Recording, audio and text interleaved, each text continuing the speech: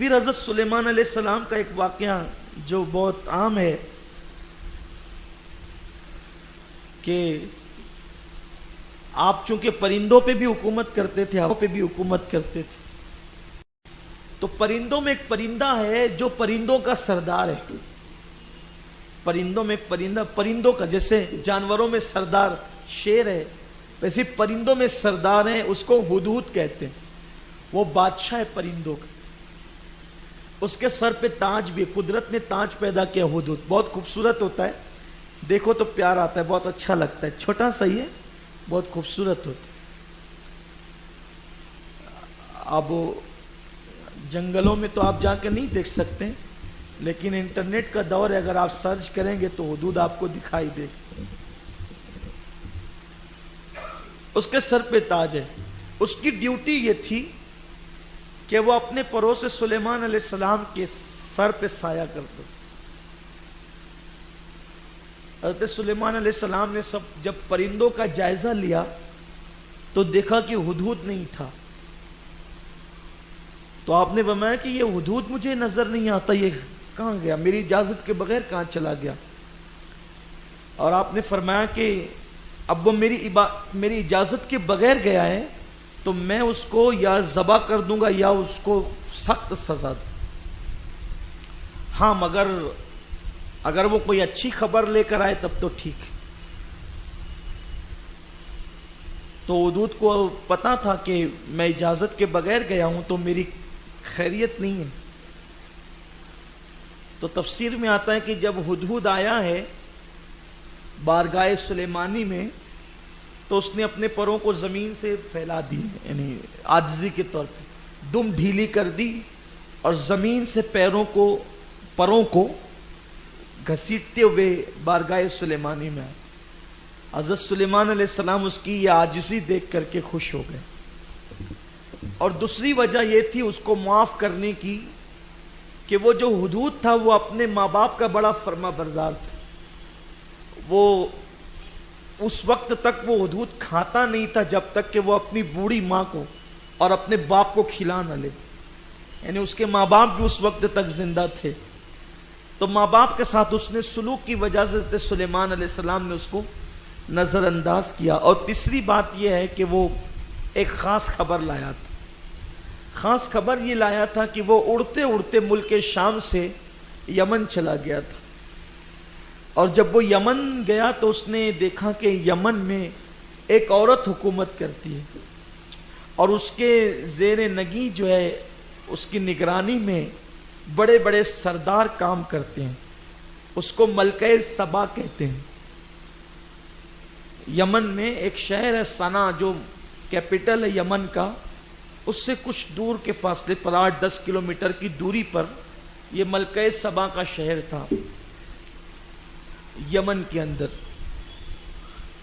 اور یہ عورت تھی بڑی چالاک، بہت ہوشیار تھی، جس کا نام بلقیس تھا. بہت ہوشیار اور دانشمند عورت تھی یہ، اسی لیے حکومت کرتی تھی پورے ملک پر اور بہت اچھے سے کرتی تھی.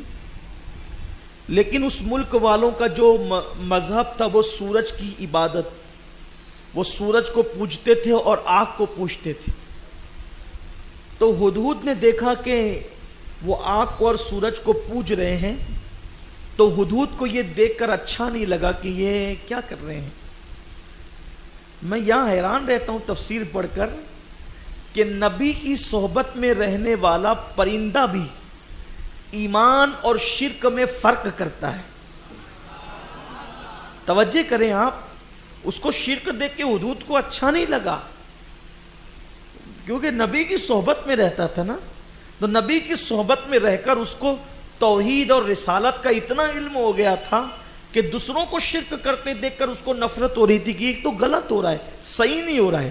اب آپ بتائیں جس کو نبی کی خیرات مل جائے، پرندہ بھی شرک اور ایمان میں فرق کر لے. جو لوگ امت محمدیہ پہ شرک کے فتوے دیتے ہیں ان کو شعور آنا چاہیے. ایمان اور شرک لوگ اچھی طرح جانتے ہیں، لوگوں کو پتا ہے، اچھی طرح معلوم ہے. قوم کو مشرک نہ بناؤ، یہ قوم مشرک نہیں ہے، یہ کلمہ پڑھتے ہیں، لا الہ الا اللہ محمد رسول اللہ پڑھتے ہیں. تو وہ آ کر کے کہتا ہے کہ سلیمان علیہ السلام میں ایسی خبر لایا ہوں، اس سے پہلے یہ خبر آپ کو کسی نے نہیں دی ہوگی. خبر یہ ہے کہ ایک عورت ہے جو پورے ملک پہ حکومت کرتی، کیونکہ اسلام میں تو عورتوں کی حکومت نہیں ہے نا. فرمایا گیا جو عورت کو حاکم مان لے پھر وہ قیامت کا انتظار کرے.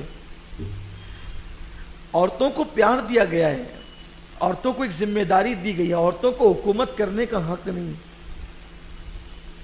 اس لیے کہ عورت کتنی بھی عقل مند ہو، بہرحال وہ عورت ہی ہوتی ہے. ابھی آگے آپ کو ہم بتائیں گے، ابھی کھلے گا راز. بہت عقل مند تھی بلقیس، لیکن اس کی عقل مندی کتنی تھی وہ بھی پتہ چلے گا. عورت ہی ہوتی ہے.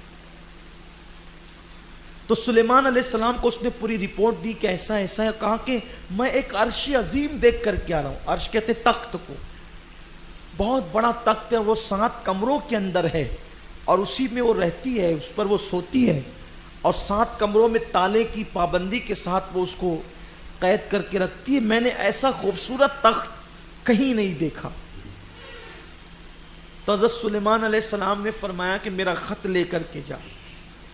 اور آپ نے بسم اللہ الرحمن الرحیم سے خط کی شروعات کی اور وہ خط بھیجا اور فرمایا کہ تم لوگ شرک سے توبہ کرو اور میری اطاعت قبول کرو، اور اگر تم شرک سے توبہ نہیں کرتے تو پھر میرے ساتھ جنگ کرنے کے لیے تیار ہو جاؤ. تو یہ اپنے منہ میں ہدہد خط لے کر کے گیا. اس وقت ملکہ سبا جناب بلقیس سو رہی تھی، اور جب وہ سوتی تھی تو 7 کمروں کے اندر. تو یہ ہدہد جو ہے وہ روشن دان سے گھس گیا اندر، اور گھسا تو اس کی آنکھ کھل گئی تو اس کے سینے پر اس نے وہ خط ڈالا ہدہد نے. اور جب خط ڈالا تو اس نے جیسی خط کو کھول کے پڑھا تو بلقیس نے کہا کہ بہت عظیم انسان کا میرے پاس خط آیا ہے. دیکھو کتنی دانشمند تھی وہ، خط پڑھ کر ہی وہ سمجھ گئی کہ خط لکھنے والا کوئی معمولی انسان نہیں ہے.